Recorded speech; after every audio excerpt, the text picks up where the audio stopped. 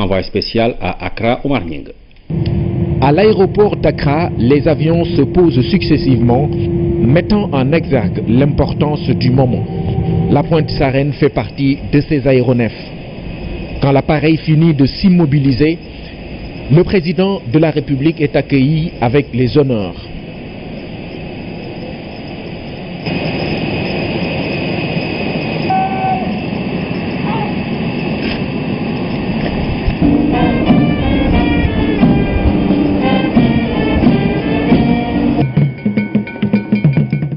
Le chef de l'État vient donc honorer de sa présence l'investiture du président élu du Ghana. L'événement mobilise le pays tout entier. Dans cette gigantesque place publique dénommée Black Star, le président Macky Sall retrouve ses collègues africains.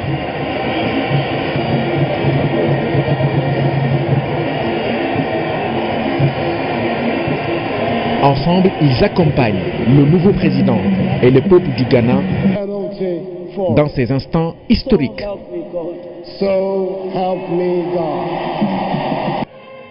Le président Nana Akufo-Addo sacrifie donc au traditionnel rituel, Bible et Constitution à l'appui. Dans le discours qui a suivi son acte, il réitère sa volonté d'améliorer le mieux-être de ses concitoyens. Le président Macky Sall se dit fier de cet exemple qu'offre ce pays ami.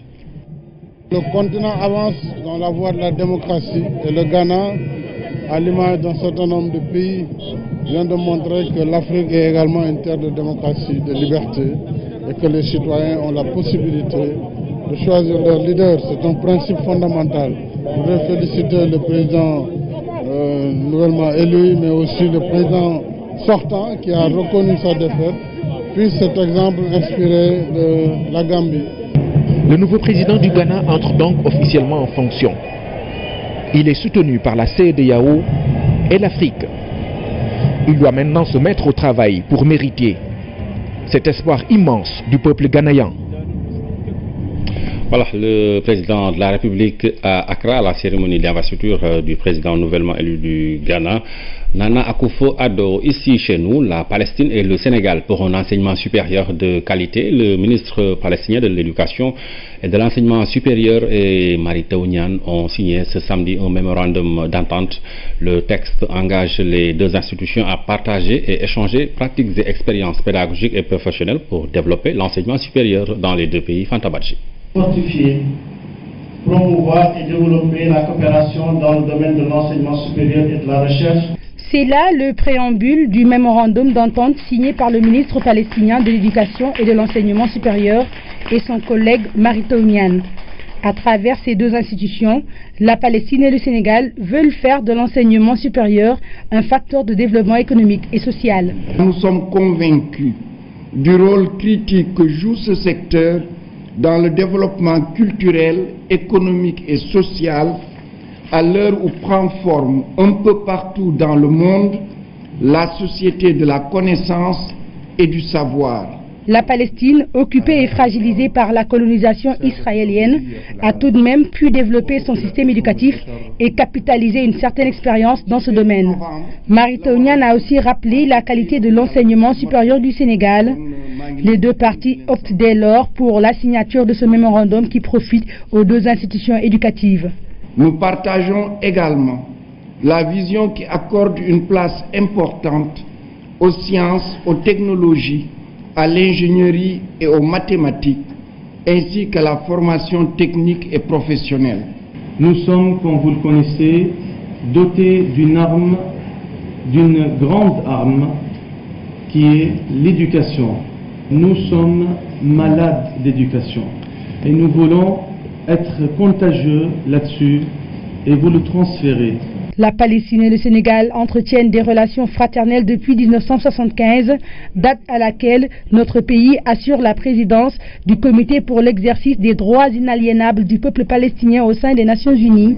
Des collaborations futures sont annoncées avec la visite prochaine d'hommes d'affaires palestiniens attendus au Sénégal.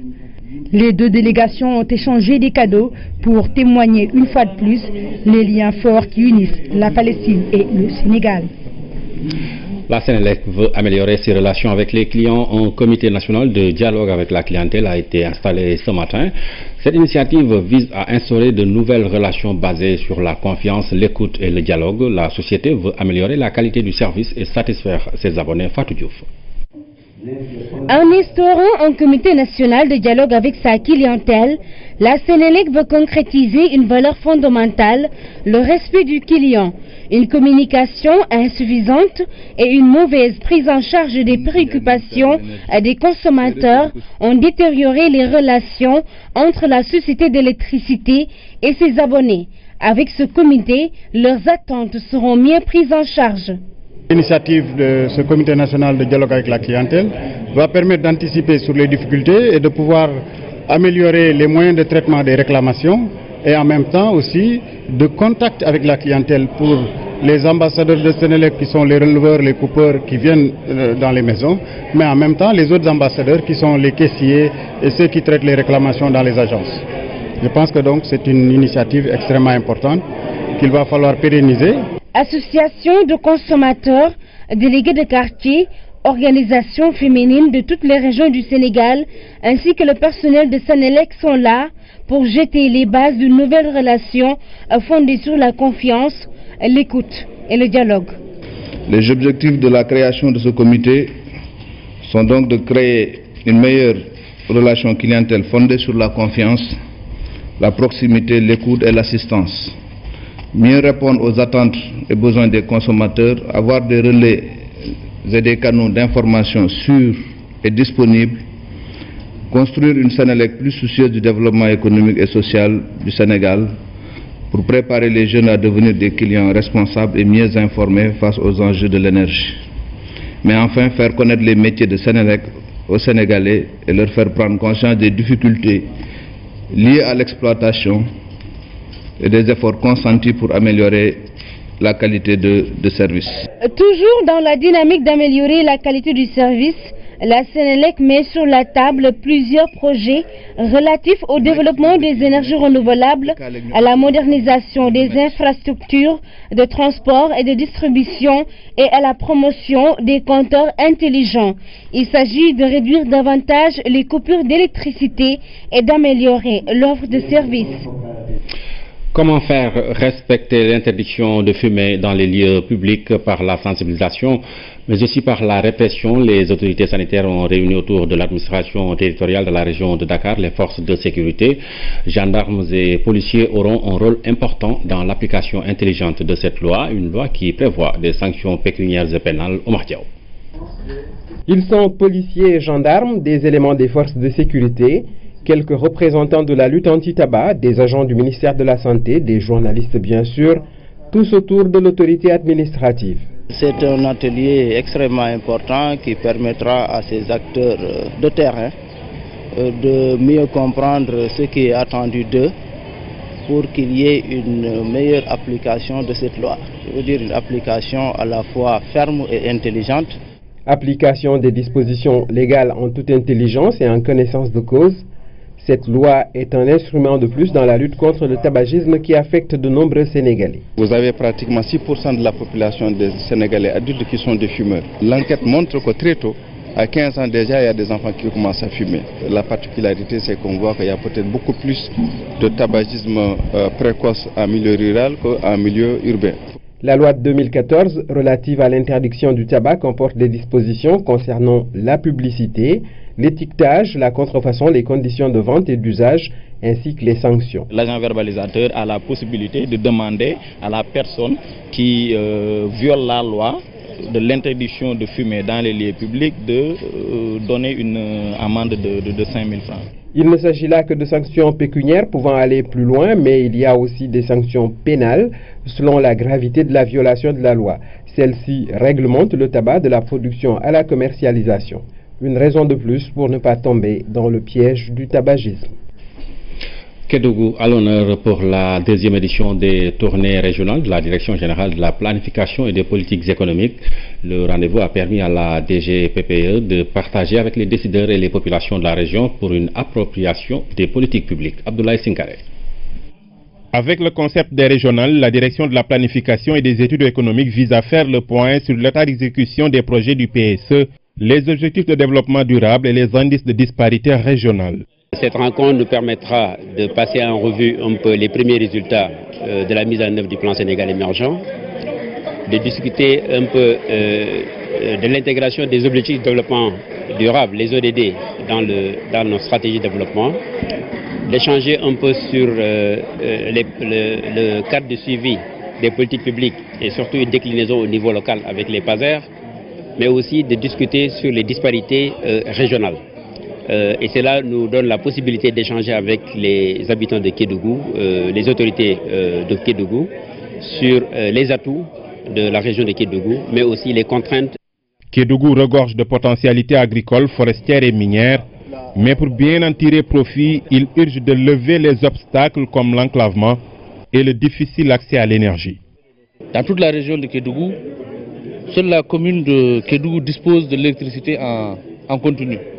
C'est donc un obstacle majeur au développement économique de la région. Il y a aussi l'enclavement qui nous pose des problèmes. On peut construire des infrastructures, éducation, santé, etc. Mais il faut pouvoir y accéder. Et ça, c'est une question extrêmement importante. Mais nous pensons qu'aujourd'hui, tous les programmes qui sont en train d'être déroulés, que ce soit le PUDC, que ce soit le programme Promoville, ou bien le PUMA, mais aussi les investissements réalisés par les entreprises qui sont dans la région, dans le cadre de leur RSE, tout ceci devrait permettre, en tout cas les années à venir, de régler ces questions, ces contraintes auxquelles Kédougou fait face. Avant de quitter Kédougou, la délégation de la DPE va visiter certaines unités industrielles pour mieux s'enquérir de leurs conditions. Et puis vous le savez sans doute, Louga accueille en ce moment la ziara de la famille omarienne. C'était ce samedi la cérémonie officielle. Nous en parlons avec l'un de nos envoyés spéciaux à Louga, Mamadou Sambambaou. Bonsoir. Et dokke Allah rokki dum. Jeyama e dokke de Allah rokki.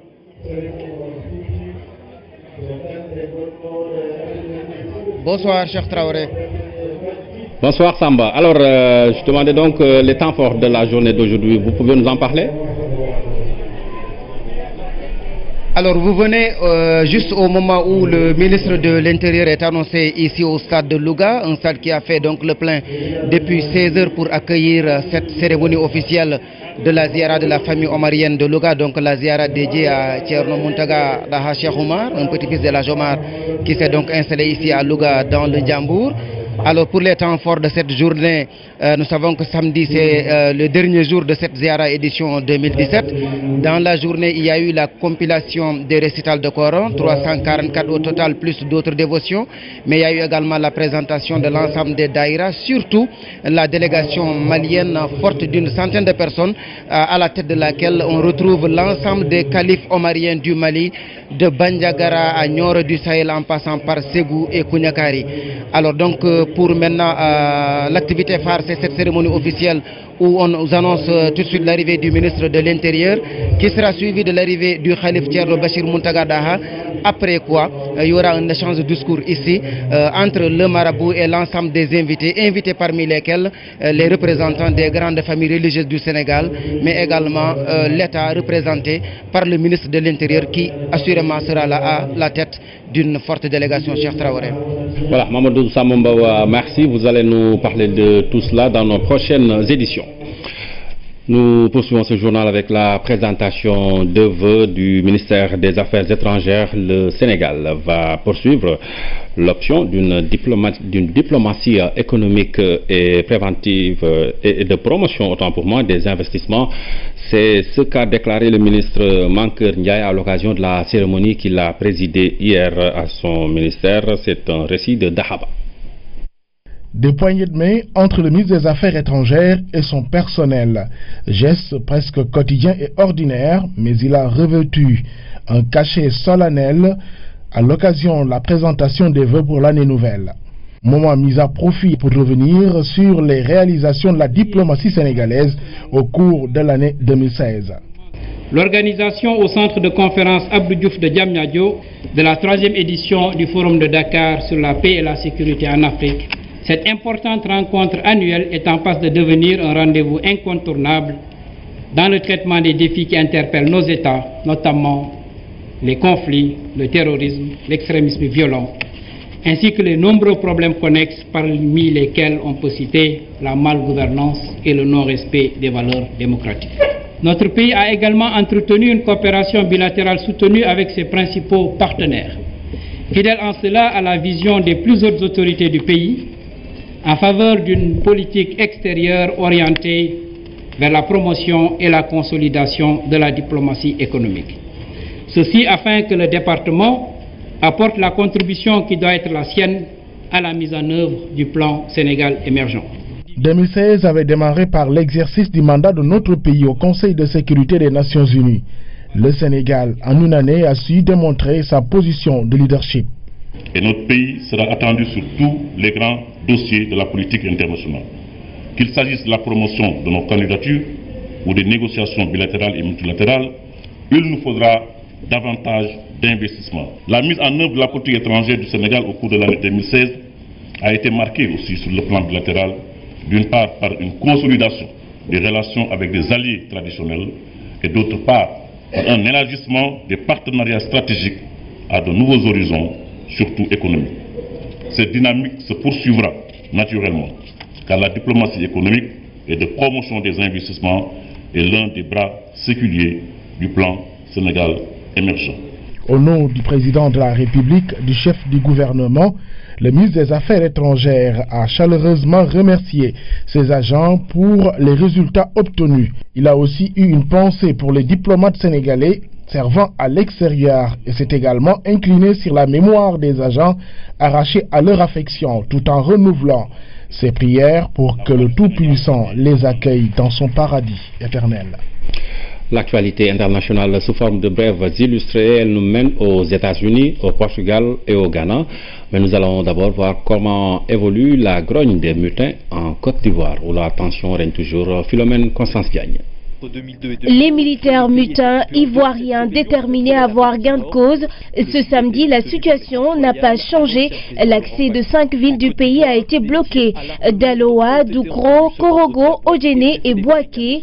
Une situation qui fait régner la tension dans le pays.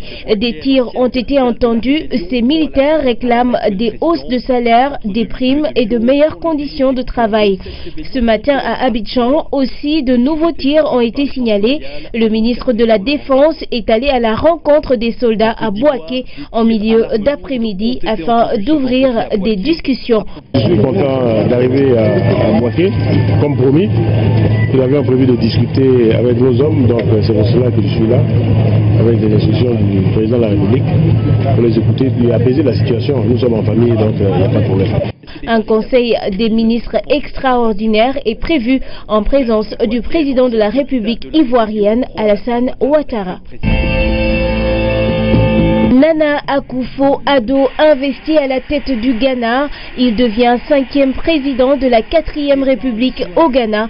Il a prêté serment, la Bible dans la main droite, prenant parole.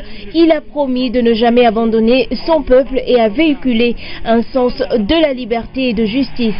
Plus de 6000 invités ont répondu présents et une vingtaine de chefs d'État. La cérémonie d'investiture s'est déroulée à la place de l'Indépendance à Accra. Mort du père du Portugal moderne, il répondait au nom de Mário Soares. Le père de la démocratie portugaise s'est éteint à l'âge de 92 ans à Lisbonne où il était hospitalisé. Mário Soares a beaucoup contribué à l'avènement de la démocratie en 1974 puis à l'intégration européenne du Portugal. Il est resté devant la scène politique pendant une quarantaine d'années. Il a été le fondateur du Parti socialiste portugais, président de la République de 1986 à 1996 et député européen. 5 morts et 8 blessés, c'est le bilan de la fusillade à l'aéroport Fort Lauderdale de Floride hier. L'auteur a été identifié, un ancien militaire aux antécédents psychiatriques appelé Esteban Santiago. Âgé de 26 ans, cet ancien soldat américain de la garde nationale de Porto Rico et d'Alaska avait été décoré de plusieurs médailles avant d'être déchargé de ses fonctions. Une enquête a été ouverte par le FBI qui conclut qu'il n'avait aucun lien avec des organisations terroristes. Tout est fin prêt pour l'inauguration du stade Alassane Djigo de Pikine prévu dans 2 jours. La compagnie sénégalaise de travaux publics, maître d'ouvrage, a procédé au dernier réglage. L'infrastructure est entièrement rénovée et réhabilitée par cette entreprise sénégalaise Damsila. Le stade Alassane Djigo de Pikine a entièrement changé de visage. L'infrastructure dispose aujourd'hui des équipements de dernière génération. La compagnie sénégalaise de travaux publics a entièrement réhabilité et rénové le stade. On a construit une tribune de plus de 2000 places et notre tribune secondaire qui est entièrement réhabilitée. L'extension est faite, la réhabilitation. On a fait l'éclairage neuf. On a éclairé même les 2 tribunes. On a construit des vestiaires, des toilettes, beaucoup de vestiaires. Et tout est carrelé. Et tout est fait. Gazon de dernière génération. Aujourd'hui, tu vas le trouver au Paris Saint-Germain, dans toutes les stades de l'Europe. C'est le même gazon que tu vas trouver. Ces gazons résistent au moins entre 10 et 15 ans, 9 matchs par jour. Mais attention, il faut faire l'entretien. Il faut aussi éviter certaines pratiques. L'État du Sénégal a dégagé une enveloppe de 1,4 milliard de francs CFA pour la réfection et la réhabilitation du stade Alassane Djigo. La CSTPSA, maître d'ouvrage, a terminé les travaux. Il reste maintenant les derniers réglages avant l'inauguration qui doit se faire le 10 janvier prochain par le président de la République Macky Sall. On a ça aujourd'hui parce que la CSTP a anticipé les travaux conformément aux yeux du monsieur le président de la République. Parce que le monsieur le président de la République a donné les populations de Pikine cet stade, en nous confiant à cette mission, à nous demander de faire les licences. On n'a pas attendu les procédures de marché bouclées. On a cherché le financement par rapport à nos partenaires, on a préfinancé, c'est ça qui nous fait gagner 1 an à l'avance, parce que quand on compare par rapport aux procédures normales, le stade doit être terminé au décembre 2017. La compagnie sénégalaise de travaux publics est une entreprise reconnue sur le plan national et international grâce à la qualité de ses réalisations en général, particulièrement dans le domaine des infrastructures sportives. Avec ce stade entièrement rénové, les performances sportives de la ville de Pikine vont sans nul doute s'améliorer. Voilà qui ouvre la page des sports et l'actualité des Lions qui ont livré leur 3e et dernière séance d'entraînement avant le match contre la Libye ce dimanche. Un match qui verra plusieurs absents, les Anglais comme Sadio Mané et Cheikhou Kouyaté blessés. Le coach Aliou Cissé est revenu sur le choix du camp d'entraînement de Brazzaville et sur les 2 matchs amicaux.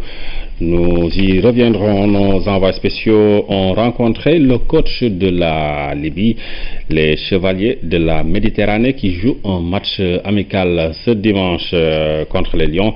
La Libye n'est pas qualifiée pour la CAN mais prend le match au sérieux. Nous écoutons le coach adjoint de la Libye au micro de nos envois spéciaux.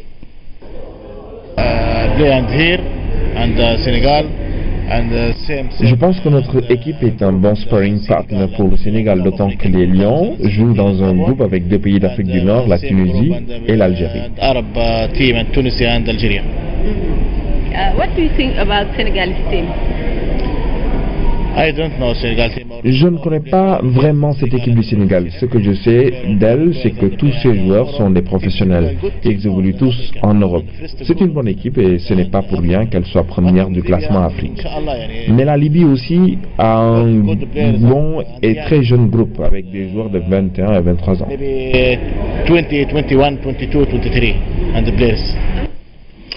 Nous restons à Brazzaville pour parler de Sadio Mané qui a réagi suite à l'élection du Ballon d'Or 2017.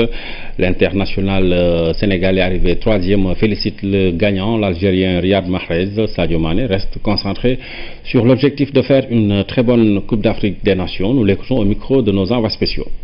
Tout d'abord, je remercie le bon Dieu parce que voilà, je fais partie l'un de ces 3 meilleurs jours, donc je dis Alhamdoulilah. Et je pense que le meilleur a gagné. il a vraiment bien mérité. Donc c'est l'un des meilleurs joueurs au monde, je dirais. Et je suis content pour lui, donc voilà. Et pour vous, ce n'est que partie remise certainement la prochaine année? Je l'espère bien, mais avant tout d'abord, je vais essayer de se mettre au travail, bien donné à fond, comme d'habitude, et bien préparer la CAN et au top des tops et pour aller loin avec le Sénégal. Et je pense que cette fois-ci, ça sera la bonne. Et voilà, avant tout d'abord, on va essayer de prendre match par match. Et à la fin, on verra ce qui va se passer. Mais on a vraiment bien envie de bien débuter les choses et pour que le peuple sénégalais soit fier. Maintenant, on n'a pas droit à l'erreur. Et je pense qu'il n'y aura plus d'excuses. Parce que je dirais plus qu'il y a trop de sport sur nous. Donc il faut juste de se donner à fond pour le peuple et pour qu'il soit fier de nous. Avant la CAN, il y a 2 matchs amicaux qui vous attendent ici. L'objectif, c'est déjà de s'en sortir bien avant d'aller au Gabon. Je pense qu'il sera nécessaire de gagner ces matchs pour se mettre en confiance. Et maintenant, tous les matchs sont importants. Je pense que même au match amical, on va essayer de la gagner avec la manière. Voilà, Sadio Mané au micro de Koumba Diakhatema, renvoi spécial à Brazzaville. La CAN Gabon 2017, la compétition démarre samedi prochain. Les équipes sont en pleine préparation. Le Sénégal est à Brazzaville pour son camp d'entraînement. Le Togo a choisi la station balnéaire de Saly pour sa préparation. Les éperviers du Togo, justement, à l'honneur dans Chrono CAN à J-7 avec Sarah Luya. Oui, bonsoir cher Traoré, nous sommes le samedi 7 janvier 2017, plus que 7 jours avant le démarrage de la 31e édition de la Coupe d'Afrique des Nations Gabon 2017 qui se déroulera, je vous le rappelle, du 14 janvier au 5 février prochain.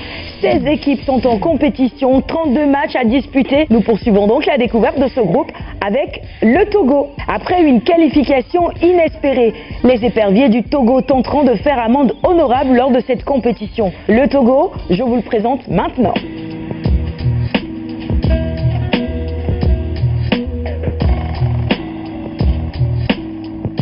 C'est l'un des plus petits pays d'Afrique. Il s'étend sur environ 56 600 km². Sa population est d'environ 7 millions d'habitants. La capitale du Togo est Lomé. La devise, travail, liberté, patrie. Intéressons-nous maintenant à la Fédération de foot togolaise. La Fédération togolaise de foot a été créée le 24 janvier 1960. Elle est affiliée à la FIFA depuis 1962 et est membre de la CAF depuis 1963. Sur le palmarès de cette équipe, les éperviers du Togo, il faut retenir qu'elle a déjà été qualifiée une fois pour la phase finale de la Coupe du Monde. C'était en 2006. Cette fois qualifié pour la Coupe d'Afrique des Nations, le Togo a réussi à atteindre les quarts de finale et c'est là son plus beau palmarès. La star de cette équipe des éperviers du Togo reste Emmanuel Adebayor. Malgré le fait qu'il soit sans club, il a été retenu parmi les 23 joueurs devant disputer la CAN Gabon 2017. Emmanuel Adebayor, c'est le ballon d'or africain de l'année 2008. Son portrait complet maintenant avec Thierno Diallo.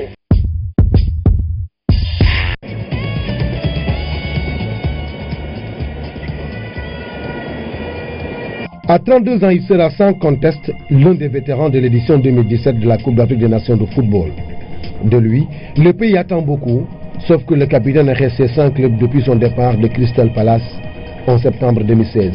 De quoi doper ses adversaires, mais attention, le buteur reste redoutable, armé qu'il est d'une trajectoire digne de respect. Ancien joueur de Monaco, du Real de Madrid et de Manchester City, Cheikh Emmanuel de son vrai nom, a joué sa partition lors de ses qualifications, notamment contre la Tunisie. Mais Adebayor, c'est surtout ce symbole qui s'est définitivement installé dans l'histoire de son pays pour l'avoir amené pour la première fois à une phase finale de Coupe du Monde. Nous sommes en 2006. En 2010, il est absent de la CAN en Angola. Il annonce pour la première fois sa retraite internationale suite à l'embuscade dont a été victime sa sélection dans l'enclave de Cabinda. De retour en sélection en 2016, le meilleur buteur de l'histoire des éperviers totalise à ce jour 63 matchs pour 30 buts inscrits. Fort de cette carrière religieuse, Adebayor reste plus que jamais déterminé à faire jouer à son équipe les premiers rôles dans cette compétition. On pourrait pratiquement le considérer comme la deuxième star de cette équipe. Il s'agit du sélectionneur Claude Leroy, le sorcier blanc, comme on l'appelle sur le continent africain. Lui qui est le sélectionneur le plus capé de cette compétition. Il y a emmené 6 équipes différentes. Le Cameroun en 1988 et avec cette équipe, il a soulevé le trophée continental. La RD Congo, le Sénégal, le Ghana et le Togo. Et petite précision pour finir, les éperviers du Togo ont effectué leur préparation ici même au Sénégal, à Sali. Voilà ce qu'il fallait retenir sur le Togo. Je vous retrouve demain pour vous présenter un autre pays de ce groupe C. Il s'agit de la RD Congo. La RD Congo retrouvera donc le Togo, la Côte d'Ivoire championne en titre et le Maroc. C'est tout pour Chrono CAN aujourd'hui. Je vous retrouve demain avec toute l'équipe. Merci Sarah Adame donc pour notre numéro de Chrono CAN.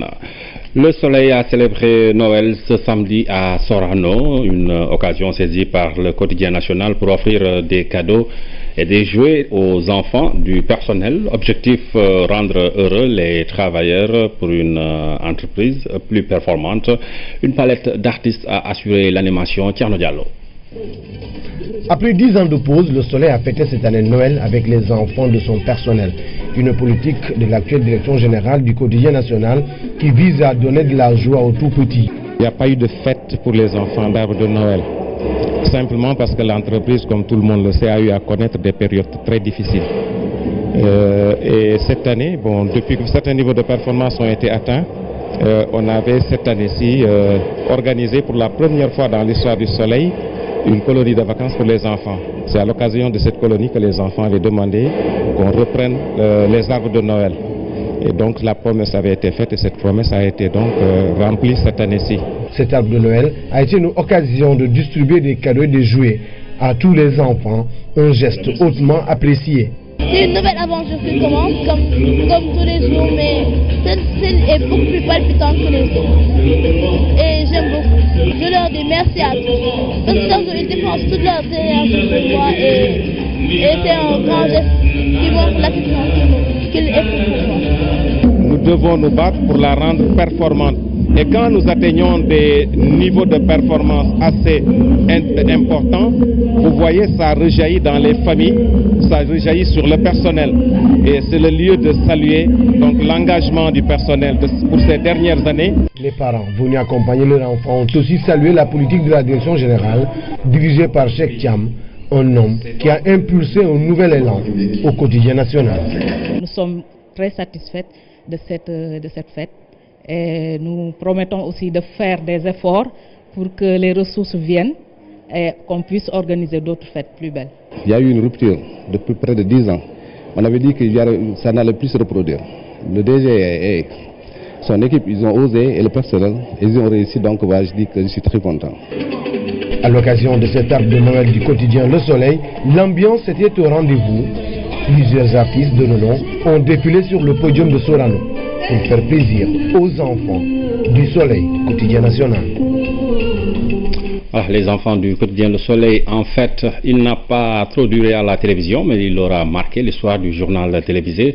Diadji Touré, c'est de lui qu'il s'agit dans la rubrique, et aujourd'hui donc dans la rubrique rétroviseur, homme de radio, de télévision et aussi formateur. Abibou Mbaye l'a rencontré. À mi-chemin d'une route interminable vers Sangalkam, parcours sans fin de jeunes en vadrouille, la cité d'Oudoubas. C'est ici le paisible lieu de repos du journaliste Diadji Touré, certes à la retraite, mais toujours en activité. Vous venez de parler d'un fait que tout être humain vit, c'est-à-dire une retraite. Et l'autre vérité est qu'on ne peut pas être et avoir été. La jeune génération, comme vous dites, ne m'a pas connu. Pourtant, dans cette jeune génération, jeune relativement, il y a certains que j'ai eu le privilège d'avoir encadré au niveau du CESTI par exemple, où j'ai enseigné pendant 5 ans pour la 2e année de télévision. Après une carrière riche à la télévision nationale comme à la radio, le journalisme menant à tout, les portes de la diplomatie s'ouvrent à lui. Il est en poste à Bonn en Allemagne, puis à Jeddah en Arabie Saoudite. Est-ce que je peux utiliser le terme de dents de scie, étant donné que je n'ai pas toujours été dans l'audiovisuel seulement, à la radio, à la télévision. J'ai été également dans l'administration, dans les missions diplomatiques notamment. Et à la radio, j'ai passé le plus clair de mon temps, parce qu'à la télévision, en fait, les gens me connaissent plus homme de télévision, et pourtant, je ne suis resté que 2 ans à la télévision pour faire le journal télévisé et quelques reportages. Retraité actif, le journalisme étant pour lui dans le sang, la retraite un état d'esprit, Diadji Touré se met à l'écriture et produit 3 ouvrages. En 2013, j'ai sorti un livre sur l'Arabie Saoudite, une chronique, parce que c'est en Arabie Saoudite que j'ai terminé ma carrière au niveau du consulat général du Sénégal à Djeddah. Ensuite, j'ai transcrit sous forme d'ouvrage ce qui était en DVD, que j'avais produit sous forme de film documentaire à l'occasion du 90e anniversaire du président Senghor en 1996. Et le président Abdou Diouf m'a fait l'honneur de préfacer ce livre qu'on a sorti à l'occasion du sommet de la francophonie à Dakar. Et le dernier, qui est presque en voie de sortie parce qu'on a choisi de le sortir au mois d'octobre, c'est un livre autobiographique que j'ai intitulé « Ambivalence ou mémoire de retraite ». Et ce livre, auquel je tiens beaucoup, parce que je l'ai dédicacé pour mon fils Babacar, qui est décédé il y a 1 an, il avait 36 ans.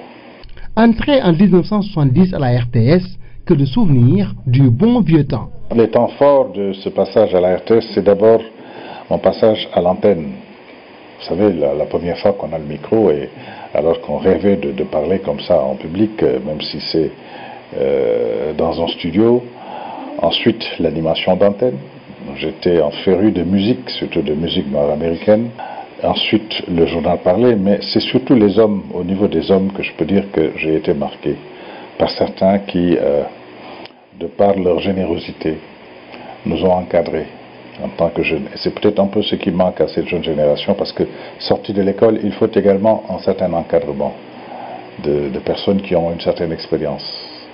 Une expérience que Diadji Touré n'a pas manqué de transmettre à toute une génération de journalistes, parmi eux un fils chroniqueur. Quand je lui dis, mais avec les études que tu as faites en allemand, pourquoi tu ferais pas autre chose? Il m'a dit, mais papa, permets que je te dise que je t'ai admiré, donc tu me permets de faire ce que tu as fait. Et ce qu'il a fait dans le journalisme semble bien entretenir la flamme de ce métier. Voilà, Diadji Touré à l'honneur d'un rétroviseur. Bon repos aux doyens. On va reparler de la ziara de la famille omarienne qui se tient à Louga. Samba Mbow a assisté à une cérémonie de récital de Coran. Voici son reportage. Quartier Marbat de Louga, au domicile du khalife général de la famille omarienne, les fidèles participent ici à l'activité phare de la ziara. La compilation de récital de Coran, les prières et la présentation des daïras venus communier avec le khalife Thierno Bachirou Tall. Bismillahirrahmanirrahim. Sadaqallahu mawlana al-azim wa ballagha rasuluhu al-karim. Nous avons récité le Coran 344 fois, sans compter les autres dévotions. Parmi les participants présents cette année à Louga, une forte délégation de la famille d'El Hadj Omar Foutiyou Tall basée au Mali. L'amir de Bandiagara, les khalifes de Ségou, de Kougnakari et de Nioro du Sahel ont tous fait le déplacement. 2017 consacre définitivement l'un des objectifs qui consistait à assurer vraiment l'interpénétration, la consécration définitive de ce qu'on appelle le regroupement de la famille oumarienne puisse être effective et puisse donner le pas d'une valeur sociale et morale que l'Afrique a tant besoin. Le collège des oulémas et Moukhadam, dirigé par le khalife Thierno Bachirou Tall, a tenu à rappeler aux fidèles le message omarien, message de concorde et de droiture.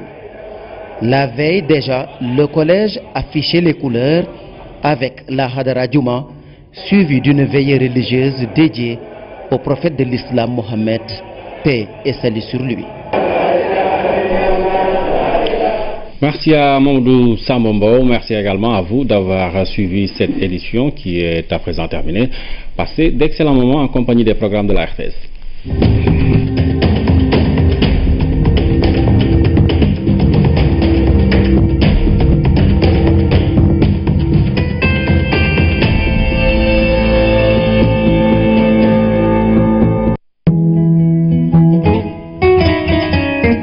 La météo vous est offerte par Bank of Africa.